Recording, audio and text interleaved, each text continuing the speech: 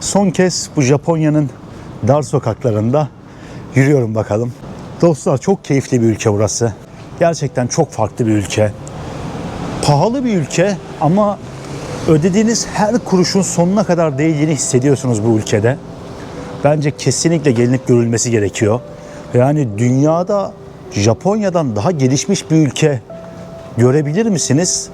Bence çok zor ya. Şu anda dünyanın en gelişmiş ülkesinin sokaklarında şimdilik son kez yürüyor olabilirim yani. Benim gördüğüm ülkeler arasında zirveye koyabilirim Japonya'yı rahatlıkla diye düşünüyorum. Yeni ülkeler yükleniyor. Ben de bunu teslim aldığıma göre gidebiliriz artık. Benim yüzümden rotar yapacaklar neredeyse. Ben dışarıyı göstereyim. Macera başlıyor bakalım.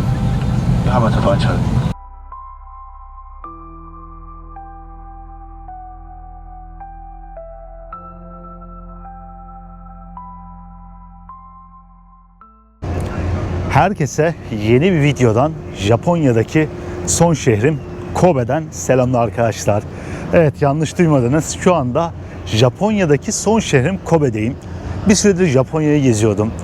Bu ülkeyi gerçekten çok sevdim. Yani şu ana kadar gezdiğim en güzel ülkelerden bir tanesi. Hatta zirveye bile oynayabilir Japonya.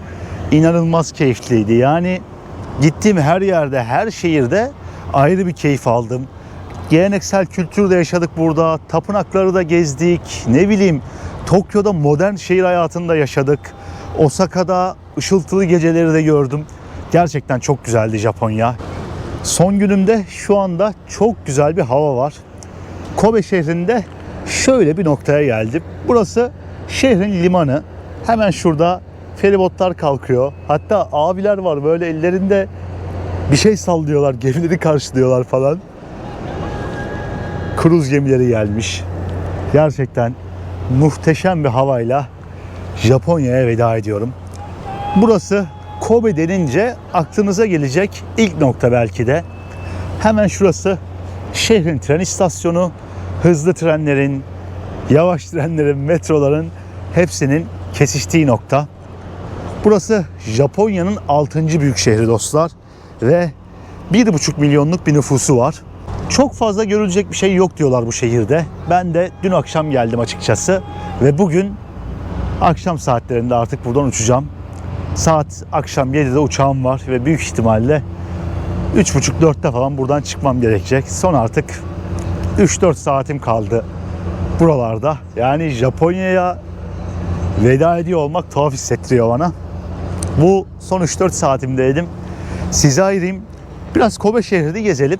Ardından da duruma göre belki size yolculuğumu da gösteririm. Yeni ülkeme olan yolculuğumu da izlersiniz. Böyle dostlar, limandan, buranın adı neydi unuttum. Kobe Harbor bir şeydi ama burası. Neydi? İşte Kobe limanı bir şey burası. Altı adını yazarım belki. Keşfetmeye başlayalım bakalım etrafı. Buraları bir gezelim ve ardından da yavaştan Japonya'ya veda edelim. Seyahatimizi noktalayalım bakalım.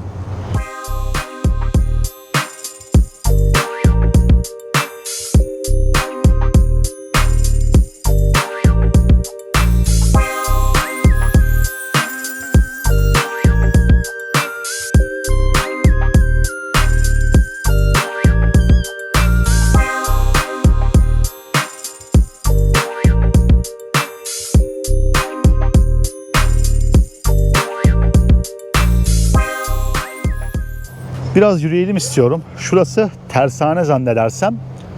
O tersanedeki ne bileyim işte makine mi denir, şu kuleler mi denir, onları görebiliyorum. Şurada çok güzel bir dönme dolap var.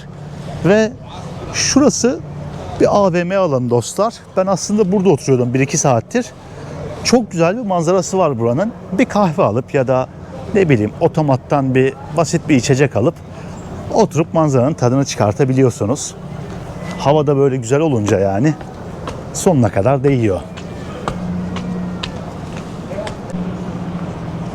Bakın hemen şurada ücretsiz oturma yerleri var. Masalar var. Kafeteryaların alanları var. Ve insanlar şu manzaranın tadını çıkartıyor. Burayı sonuna kadar yaşıyor. Bu olay güzel ya. Alışveriş merkezinde bile her yeri kafelere, restoranlara bırakmamışlar. Ücretsiz oturma yerleri yapmışlar. Güzel düşünülmüş insanlar için.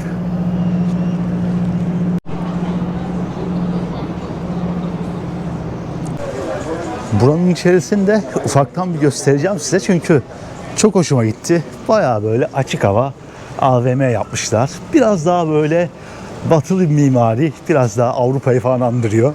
Ama çok güzel olmuş. Kobe şehri dostlar. Bu arada güzel bir kule varmış ya, şurada bakar mısınız? Kobe şehri dostlar bir liman şehri olduğundan çok uluslararası bir şehirmiş. 100 farklı ülkeden insanın yaşadığını söylüyorlar bu şehirde. Yani çok fazla aslında farklı ülkelerden insanların bir araya geldiği kozmopolitan bir yapısı varmış buranın da. Gömlekler bu arada bir Tayland'ı andırdı şurada. Taylandlılar da yaşıyordur belki, bilmiyorum. Şu dönme dolap çok güzel duruyor ya bu arada. Ne kadar acaba giriş, bir bakacağım şimdi. 45 bin yabancı yaşıyormuş dostlar Kobe şehrinde. 100'den fazla ülkeden gelen 45 bin yabancı olarak geçiyor. İnternette, Wikipedia'da, her yerde. Valla manzara çok güzel. Kafeteryalar çok güzel. Hava çok güzel şansımıza. Bir şuraya bakacağım ya. Giriş ne kadarmış acaba? Yüksek de bir dönme dolap, güzel de duruyor. Gidelim bakalım şöyle. Paramızla rezil oluyoruz ya. Abi neden bilmiyorum. Japonya'da birçok yer sadece nakit kabul ediyor. Kart kabul etmek istemiyorlar. Benim de son günüm olduğu için nakdim hiç kalmadı.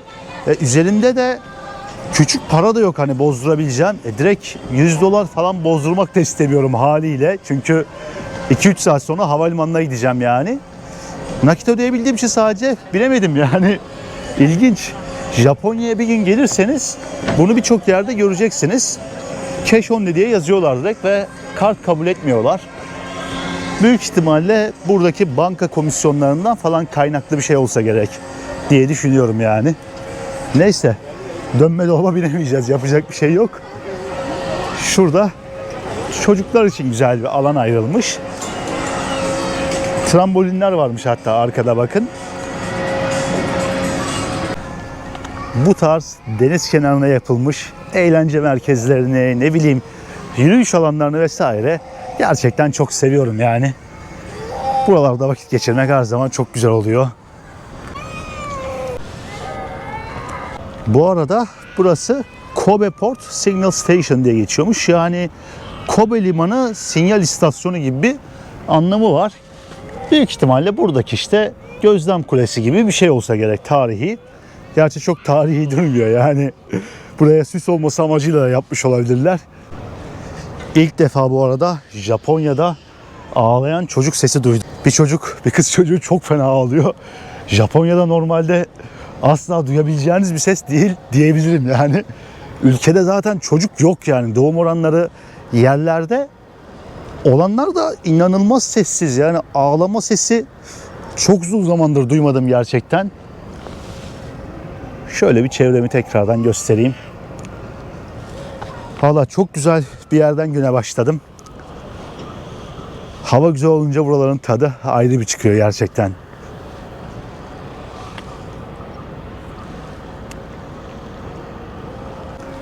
Kobe şehri 1,5 milyon nüfus olsa da dostlar böyle görebileceğiniz şeylerin çok kısıtlı olduğu bir şehir. Dün akşam etrafı biraz yürüdüm. Bugün buraya gelirken biraz yürüdüm. Ve gerçekten çok az şey var görebileceğiniz etrafta. Böyle gezilmek için gelinecek bir şehir değil aslında. Ama benim gibi uçak biletinizi Kobe şehrine alırsanız gelip burayı da gezebilirsiniz. Osaka'dan veya Kyoto'dan da Kobe havalimanına rahatlıkla gidilebiliyor. Ama dedim ben geleyim bir şehir daha göreyim Japonya'da. Çünkü her gittiğim şehirde farklı manzaralarla karşılaştım. Ufak tefek değişimler gördüm. Burası biraz daha yeni bir şehir. Biraz daha binaların farklı olduğu, çok daha modern yapıda olduğu, gittiğim diğer şehirlerden daha farklı olduğu bir yer. Bu arada buradaki teknelerle havalimanına da gidebiliyor musunuz ya? Bayağı havalimanına kadar gidiyormuş bu tekneler. Çünkü havalimanını bir adanın üstüne yapmışlar. Tekneyle havalimanına gidilen çok nadir şehirlerden bir tanesi olsa gerek burası.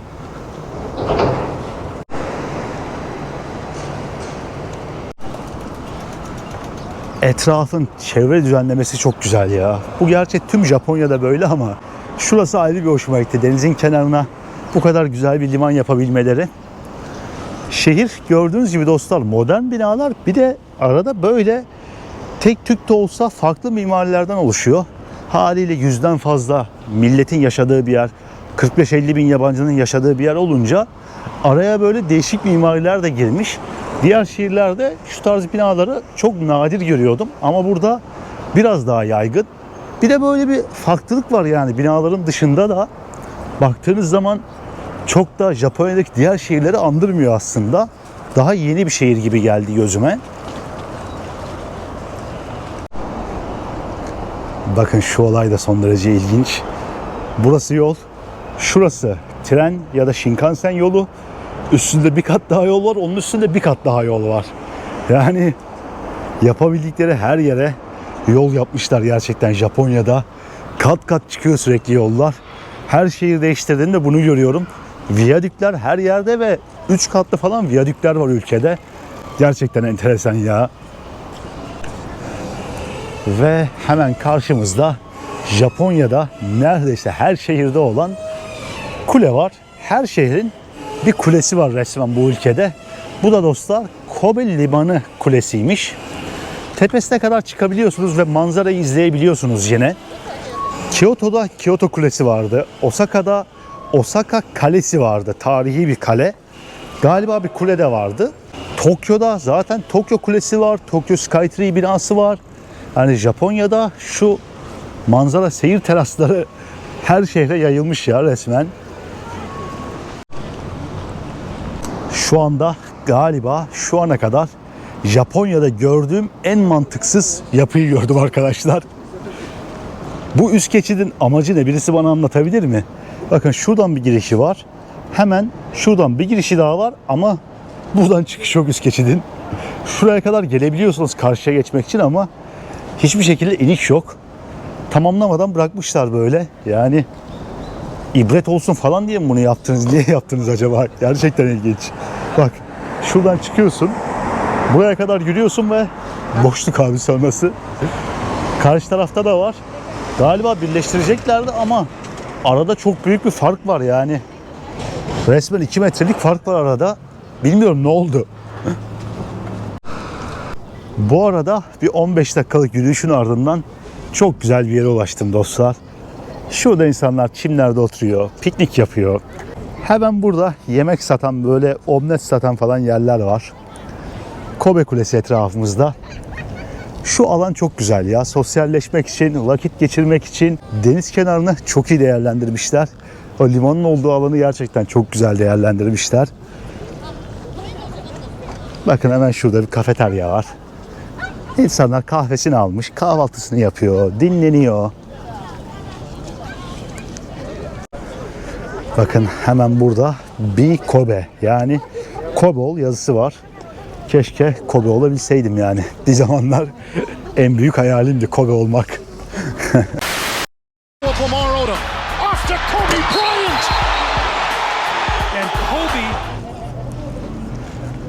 Ve şu manzaranın güzelliğine bakar mısınız?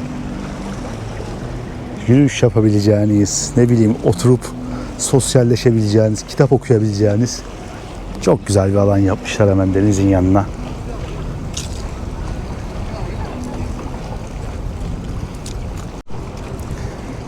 Kitap okuyan birisi vardı az önce. Dedim rahatsız etmeyeyim. Adam gelmiş kitabını okuyor. Konuşa konuşa geçmeyelim önümden. Şu olay çok hoşuma gitti ya.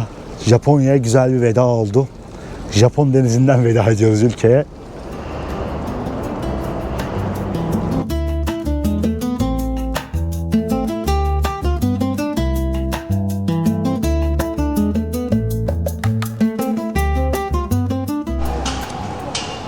Ve arkadaşlar Kobe'nin arka sokaklarına, hatta daha doğrusu şehrin içerisine tam anlamıyla giriş yaptık şimdi. Dedim deniz kenarına bir veda edelim. Biraz da böyle şehrin sokaklarını gezelim. Şehrin içerisinden görüntüler alayım. Şehrin içerisini biraz görün. Genel olarak benim fark ettiğim bu şehre dair sokaklar böyle biraz sessiz, sakin, çok fazla insan yok dışarıda. Yani ben şunu düşündüm. büyük ihtimalle insanlar çalışmaya Osaka'ya gidiyorlar ve metro ile geri dönüyorlar. Çünkü Osaka'ya direkt bir metro hattı var buradan. Yani başka bir açıklamasını da bulamadım ben kendi içimde açıkçası bu kadar sessizlik, sakinliğin. Benim bu yöne doğru gitmem gerekiyormuş. Bu şehrin en ilginç noktalarından bir tanesine getireceğim şimdi sizi dostlar. Bu şehirde çok büyük bir Chinatown var. Dünyadaki çoğu ülkede zaten bu Chinatown'lar var yani. Daha önce Tayland'da da gezmiştik, Arjantin'de de gezmiştik, ne bileyim birçok ülkede Çin mahallesi gezmiştik. Ama Japonya'nın Kobe şehrinde bir Çin mahallesi olduğunu bilmiyordum açıkçası. Şöyle klasik bir giriş kapımız var. Dünyanın neresinde bir Chinatown'a giderseniz gidin bu giriş kapısını mutlaka göreceksiniz yani. Tekrardan dönüp göstereyim bu şekilde. Bu Çin bölgesine girdiğinizin en büyük işareti yani. Biraz Şinto tapınaklarının girişine de benziyor aslında. Şöyle bir döndürdüm kameramı. Çok ufak bir sokağa benziyor aslında burası. Ve burada da bir sakinlik var yani çözemediğim bir şekilde. Ne alırsan 100 yen otomatları varmış burada. 100 yen 30 lira falan yapıyordur herhalde şu anda. Burada Kobe bifteği satıyorlar bakın. Dünyaca ünlü Kobe eti Japonya'nın Kobe şehrinden çıkma aslında. Ve burada da bu şekilde dilerseniz küçük parçalar halinde deneyebiliyorsunuz Kobe etini. 900'e şöyle sushi gibi bir Kobe eti varmış. Hatta bakın şurayı da göstereyim şöyle. Bol yağlı bir et olduğunu söylüyorlar Kobe etinin. Olayı son derece yumuşak olması. Biliyorsunuz ineklere masaj yaptıklarını söylüyorlar. Onlara özel beslediklerini falan söylüyorlar. Bir sürü detay var yani Kobe etine dair. Şehrin en kalabalık noktası da burası zannedersem. Geleneksel Çin mimarisi direkt çardak yapmışlar aslında ama böyle bayağı havalı bir çardak olmuş. İnsanlar oturmuşlar, yemeklerini yiyorlar. Galiba burçlara göre, Çin burçlarına göre heykeller koymuşlar etrafa. Tam emin değilim. Köpek var, şurada horoz var, tavşan var bakıyorum. Galiba yılan var ileride. Şimdi şurada Kobe bifteği satan bir dükkan gördüm ben ve bine böyle çubukta Kobe bifteği var. Yani 7 dolar falan yapıyor. Dedim Kobe şehrine kadar geldim madem. Burada Kobe bifteğini de bir deneyeyim. En iyi kalitesi değildir büyük ihtimalle 7 dolarlık olanı ama direkt yerinde yiyoruz. Kobe şehrinde, çıktığı şehirde yiyoruz. O yüzden güzel bir şey olacaktır diye düşünüyorum. Bakın şöyle bir yer. Burada çubukta olan etleri koymuşlar ve istediğinizi seçebiliyorsunuz. Hepsinin tanesi 1000 yenmiş. Hatta şöyle de göstereyim. Çok küçük bir et, tadımlık böyle ama denemek için güzel yani.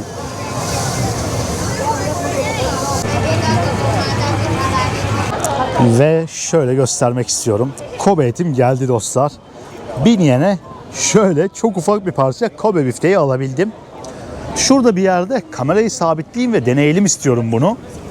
Kamera var ya Allah'a emanet duruyor şu anda. Öyle bir yere koydum ki inşallah rüzgar falan esmez. İşimizi tamamen Allah'a bıraktık yani artık. Şöyle bir göstereceğim. İnanılmaz pahalı bir et dostlar normalde. Kilo fiyatını hatırlamıyorum ama çok yüksek bir rakamdı. Yazarım belki alta. Burada satılan en pahalısı 60 gramı 75 dolardı. Yani ben en iyi yerini deneyeceğim diyorsanız 60 gramına 75 dolar vermek zorundasınız. Şu herhalde bir 30-40 gram vardır ve böyle etin daha butu falandır yani bu. Kobe bifteği diye satıyorlar ama o kadar iyi bir yer olduğunu zannetmiyorum. Kartla ödeme vardı. Şanslıyım. Tadına bakalım.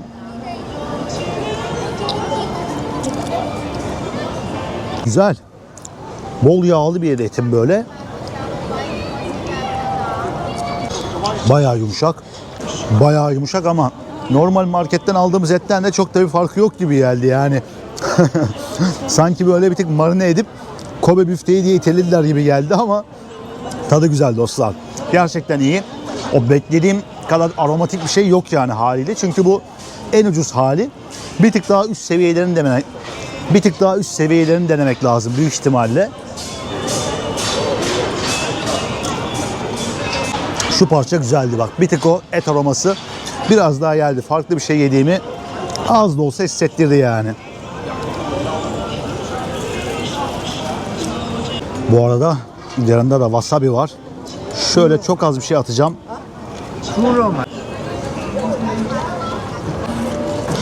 Ben sevmiyorum bunu ya. Yanıyor şu anda. Beynim yandı. Wasabi'nin acısı böyle bir anda geliyor. Bir yakıyor böyle. Kafanıza falan vuruyor. Sonra geçiyor. Alamadım ki. Oo, yaktı. Güzeldi ama. Evet, Japonya'nın Kobe şehrine kadar gelmişken burada Kobe etinde bir denemiş olduk en azından. Çok böyle aman aman özel bir şey hissedemedim ben ama güzeldi yani. Tat olarak gerçekten kaliteli bir etti ve bu en alt seviyesiydi yani. Büyük ihtimalle daha iyilerini denesem tat da çok daha yukarıya çıkacaktır. Bu etler A5, A4, A3 diye sıralanıyor genelde ve A1'e kadar gidiyor bildiğim kadarıyla. Fiyat da tabii buna doğru orantılı olarak artıyor yani sürekli.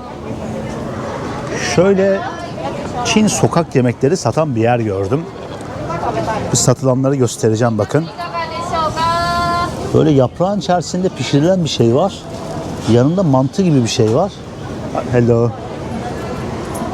Bakın şu bildiğiniz ördek, galiba maketini koymuşlar. Şuna bakar mısın? Kafam kadar mantılar var resmen. Arkada şöyle yine haşlanmış mantılar. Bizim damak tadımıza uygun şeyler de var aslında. Şu da bakın bayağı kızarmış mantı gibi bir şey. Birebir maketlerini bırakmışlar yine her zaman olduğu gibi Japonya'da. Ve fiyatlarını, boyutlarını vesaire birebir görebiliyorsunuz. Bakın elmalı şeker var ya burada da. Elmalı şeker yanında çilekli şeker. Bildiğiniz çubukta çilekli halini de yapmışlar onun. Şekerle kaplıyorlar. Çileklisi var, üzümlüsü var. Şu galiba kiraz gibi bir şey. Mandalinalısı var. Bayağı bir çeşidini yapmışlar bizim bildiğimiz elmalı şekerin. Daha önce ben çileklisini denemiştim. Güzel oluyor ve bayağı popüler yani Hong Kong'da, Tayvan'da falan da. Şöyle mantılar var yine ama arasına koydukları şey ne bilmiyorum. Bu ekmek gibi bir şey ortadaki. Arasına da böyle domuz eti mi diyeyim, derisi mi diyeyim bir şey koyuyorlar ama bakın yine galiba burada da aynısından satılıyor. Bunu daha önce görmemiştim ben galiba. Buharda sıcak tutuyorlar zannedersem sürekli. İlginç.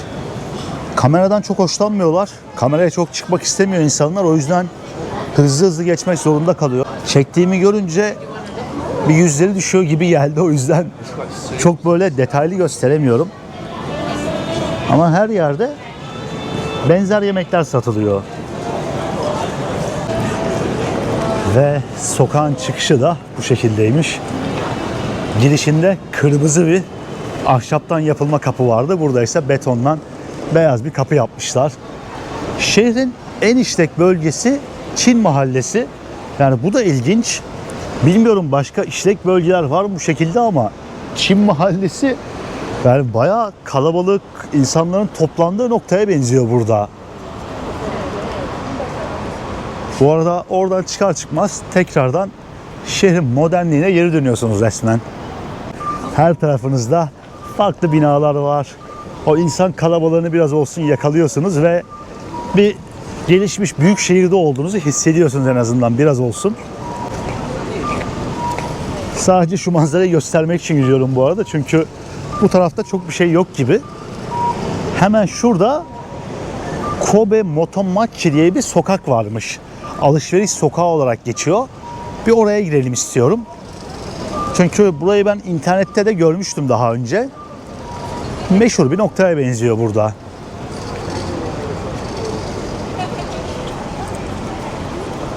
Bakın bu arada hemen burada da köpekler için bağış topluyorlar bu şekilde. Bu olayı daha önce de gördüm Japonya'da.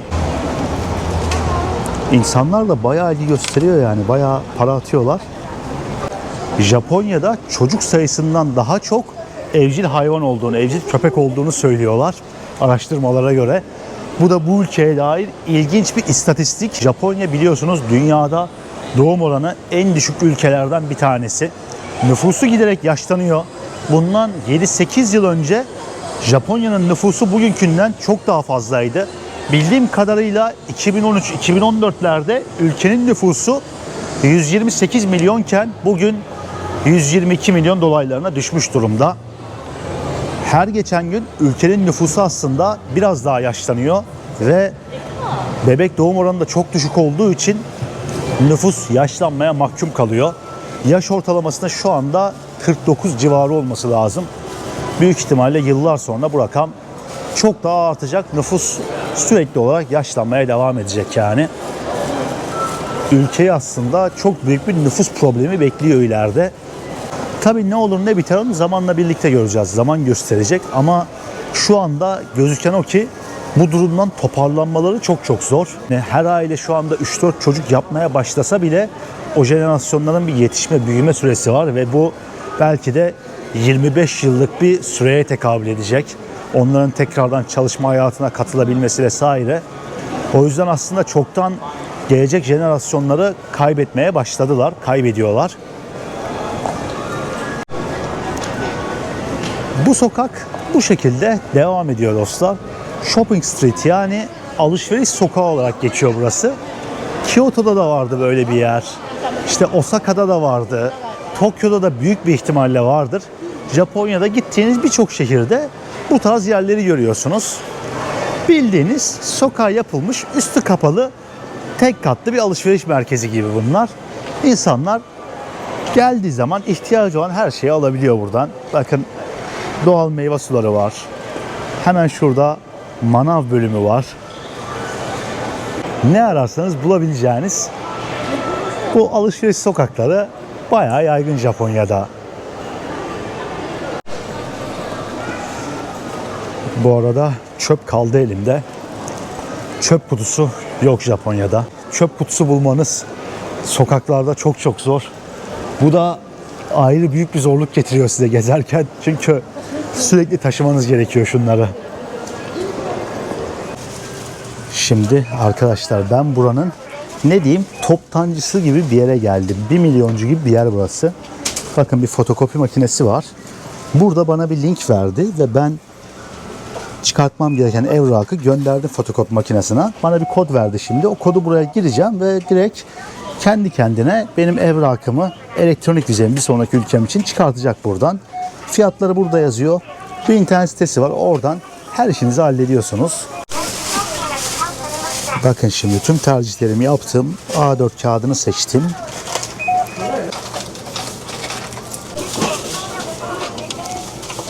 Evet şimdi evrakım çıktı benim. Bilgilerim var. Gösteremiyorum o yüzden.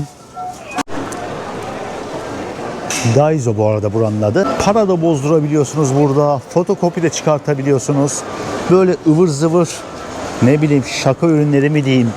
Bizim 1 milyoncuda satılan şeylerden mi diyeyim. Bunlardan da alabiliyorsunuz. Her şeyi halledebildiğiniz bir nokta. Yılbaşı ürünleri de var. Böyle güzel bir mağaza dostlar. Burada 100-200 yene çok fazla şey bulabiliyorsunuz. Japonya pratiklik konusunda aşmış bir ülke yani. Gittim hemen 3-5 dakikada fotokopimi çıkarttım. Çalışan yok, bir şey yok. Bir tane link koymuş oraya. Linke hemen belgeni yüklüyorsun. Ondan sonra 20 yen ya sadece 20 yene çıkarttım. Yani 20 yenin karşılığı herhalde 3 lira falan diyorum da salladım da şu anda yani. 3 lira 4 lira falan yapar en fazla, yapmaz bile belki de. Ucuz ve pratik servis. Yeni ülkemin vizesini de çıkarttım. Şimdi artık yavaştan bu sokaklara veda edip havalimanına doğru yola koyulmam gerekiyor. Çünkü saat ilerlemeye başladı. Benim uçağımın saati yaklaşıyor. Biraz da erken gideyim istiyorum. Ne olur ne olmaz. Çünkü biliyorsunuz aksilik olur, bir şey olur. Erken gitmekte her zaman fayda var bence. Motora bakın bu arada, çok iyi ya. Şu ceketler Japonya'da her yerde Recep İvedik'in ceketi olayı gerçekmiş yani. Gerçekten o burada saygın bir ceket olabilir. Ben Japonya'yı gezdikten sonra buna inandım. Ve burası da Çin Mahallesi'ne giriş yaptığımız nokta. Her tarafını yürüdük zannedersem şu anda. Artık gitmediğimiz bir kısmı kalmadı buranın. İşin en komik tarafı ne biliyor musunuz dostlar? Şimdi ben havalimanına gideceğim ve ilk durağım aktarma için Çin olacak. Önce Çin'in zannedersem Şanghay şehrine gideceğiz. Orada bir 2 saatlik aktarmam var ve sonrasında da yeni ülkeme uçacağım. Son günümde burada Chinatown'u gezdim ve şimdi de Çin'e gidiyorum. Bu da ayrı bir tesadüf mü oldu diyeyim, sürpriz mi oldu diyeyim. İlginç bir şey oldu Japonya'da. Bir gün vize alabilirsem Çin'i de gezeriz inşallah. Bittiği için üzülmüyorum, yaşandığı için mutluyum arkadaşlar. Japonya'ya veda vakti geldi. Çantalarımı aldım. Bir çanta elimde, bir çanta sırtımda. Metroya doğru gidiyorum. Şehrin merkezinden metroyla havalimanına varış yarım saat sürüyormuş. Tabi buna benim yürüme mesafem vesaire dahil, her şey dahil.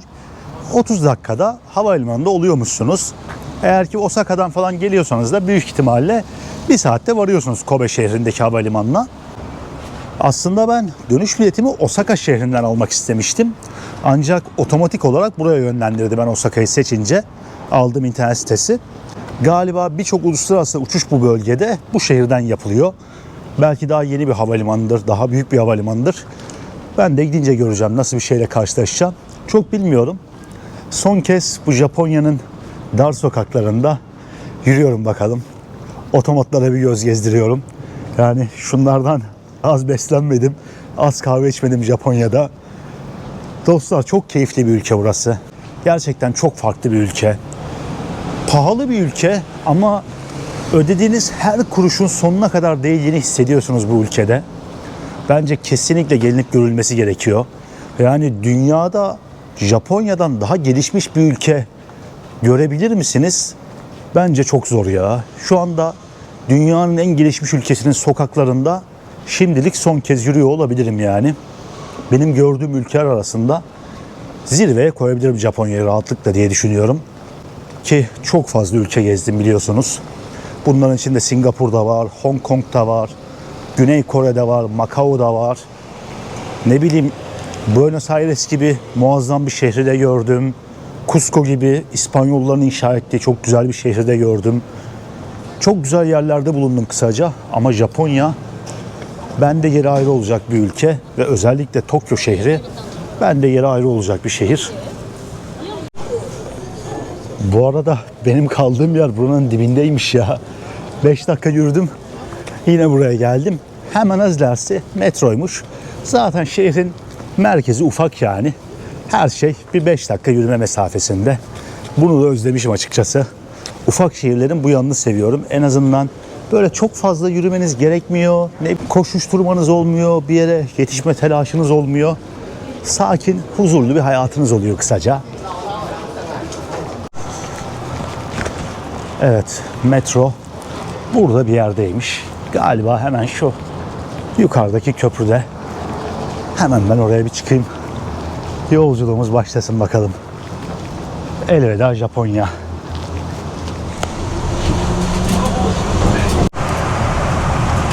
Şu manzaranın güzelliğine bakar mısınız? Denizin ortasındaki havalimanına neredeyse ulaştım dostlar. 3-4 dolar karşılığında şehir merkezine havalimanına rahat rahat gelebiliyorsunuz. Manzara mükemmel. Trenin içerisi de böyle. Gün batımı giderek yaklaşıyor. Japonya'da güneşi son kez böyle seyrediyorum ben de. Evet, şu anda geldik sonunda Kobe Uluslararası Havalimanı'ndayız dostlar. Şöyle çantamı çekeyim de ses düzgün çıksın. Metroda çok fazla bir şey çekemedim. Zaten 2 çantayla olunca haliyle bayağı kısıtlanıyorum. Şöyle az ileride Terminal 2 var. Oraya doğru gidiyorum şu anda. Havalimanı çok küçük bir havalimanı. Yani Terminal 1 inanılmaz küçüktü. Metroyla rahat rahat geliyorsunuz. Zaten hemen şurada bir yerde metro durağı. Ve çok ucuzdu yani. Toplamda Herhalde 500 yen gibi bir şeye geldim. O da 3,5 dolar yapıyor. Şimdi bir içeriye geçeceğim. Video çekemeyebilirim içeride çünkü Terminal 1'de yasaktı. Bir geçeyim ben. Check-in işlerimi halledeyim. Ondan sonra bir Çin'e, Şanghay Havalimanı'na gidelim bakalım. 2 saat sonra da oradan da yeni ülkemize macera başlıyor. Nefes nefese kaldım. Oralarda bir yerde kapatırız herhalde videoyu. Artık varınca mı kapatırım, Çin'de mi kapatırım videoyu bilmiyorum açıkçası. Ama bir Şanghay Havalimanı'nda göstereyim istiyorum size. Çok kısa da olsa, tabii gösteriliyorsa, izin veriyorlarsa. Ve arkadaşlar, ben şu anda ülkeden çıkışımı yaptım. Bilgilerimi göstermeyeyim. Şöyle ters tutayım bu kağıdı. Çok ufak bir havalimanı. Yani uçtuğum en ufak havalimanlarından. İçeriği çok gösteremiyorum çünkü pasaport kontrol noktası hemen arkamda. Şurada bakın otomatlar var. 3 tane otomat orada. Bir tane otomat şurada. İşte susadınız mı? Çay mı istiyorsunuz? Kahve mi istiyorsunuz? Her şeyi alabiliyorsunuz. Yaklaşık 1,5 saat bu bölgede bekleyeceğim ben. Video çekmem sorun olabileceği için çok fazla bir şey çekmek istemiyorum. Hayatımda uçtuğum en ufak uluslararası havalimanlarından bir tanesi. Belki de en ufağı olabilir. Niye bu havalimanında uçak çok ucuzdu diğerlerine göre bilmiyorum. Gerçi Tokyo ile aynı fiyatta aşağı yukarı, çok da ucuz değildi. 150 dolara falan almıştım ben bu bileti. Hatta bir tık fazla da olabilir, 170 falan da olabilir, hatırlamıyorum. Böyle buradan Şanghay'a uçacağız. Öncelikle Şanghay Pudong Havalimanı'na uçuyoruz. Ardından da Şanghay'dan yeni ülkemizin yolunu tutacağız. Bana iyi yolculuklar dileyin. Uçağın içerisine 1 saat kadar sonra atacağım kendimi ve tam galiba 2 saat sonra da yolculuğumuz başlayacak. Biraz erken gelmişim ama olsun, yani erken gelmekte fayda var her zaman. Yeni ülkeler yükleniyor. Japonya'ya girişim çıkışım çok kolaydı. Umarım bir daha geldiğimde çok kolay olur. Bayıldım bu ülkeye. Yani öve öve bitiremem ben bu ülkeyi. Artık bir sonraki ülkelerimden beklentilerim o kadar yükseldi ki işleri çok zor yani bundan sonra ziyaret edeceğim ülkelerin. Öyle söyleyeyim. Şanghay'da görüşmek üzere dostlar.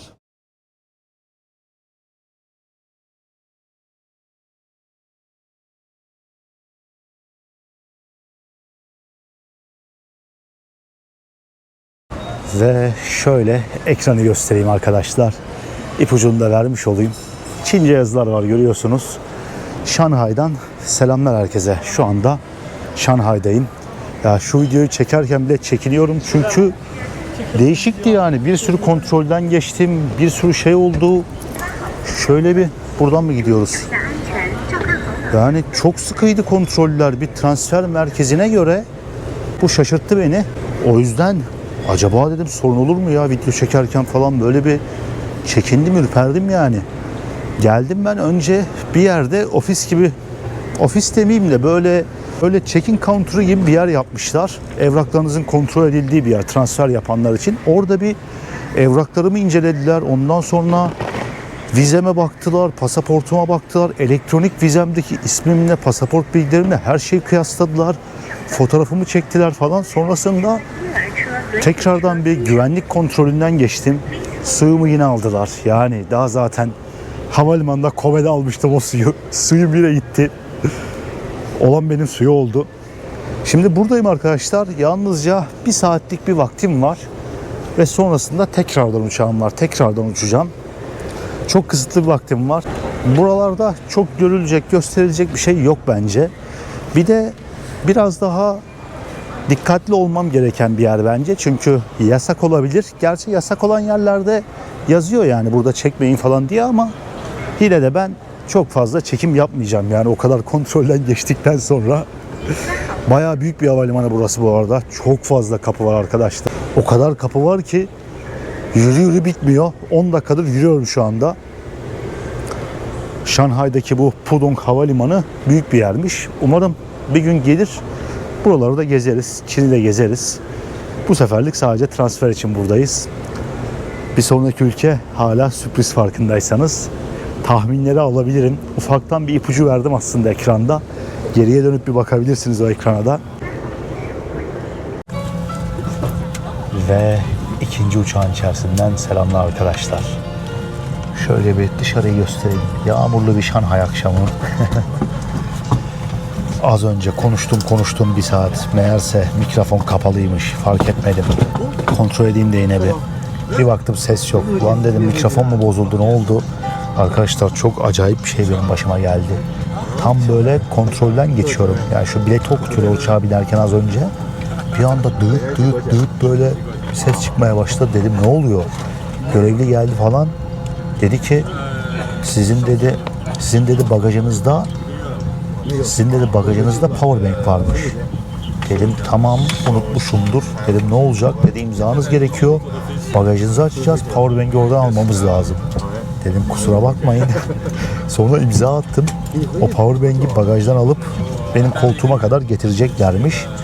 Ama işin tuhafı benim burada zaten 2 tane powerbank'im var. O powerbank de küçücük böyle hiç kullanmadığım çok eski bir powerbank. Varlığını bile unuttum. Zamanında Mısır'dan 5-6 dolara 7 dolara falan aldığım bir powerbank'ti. Gerçekten kuralcılar burada, her şeye bakıyorlar. Yani ilk defa başıma böyle bir şey geldi. Belki 10 ülke gezmiştir belinde bu şekilde o powerbank. Belki daha fazla. Her şeye bakıyorlar gerçekten. Yani zaten bir güvenlik kontrolünden geçtim. Transfer merkezinde herhangi bir ülkenin ilk defa böyle bir şey başıma geldi. Yani sıkıydı biraz. Sonra bu powerbank olayı, onun dışında elektronik vizeme kadar kontrol ettiler falan. Biraz kuralcı ama normal, yani işlerini iyi yapıyor insanlar, öyle söyleyelim. Bekliyorum bakalım şimdi. Birazdan uçağımız kalkacak. Bir yarım saate kadar büyük ihtimalle. Ve yeni ülkemize gideceğiz bakalım. Ve arkadaşlar benim powerbank şöyle geldi. Koltuk numaramı yazmışlar. Getirdiler, teslim ettiler bana. Uçak artık kalkacak. Yani son birkaç dakika kaldı herhalde. Ben de bunu teslim aldığıma göre gidebiliriz artık. Benim yüzümden rotar yapacaklar neredeyse. Ben dışarıyı göstereyim. Macera başlıyor bakalım.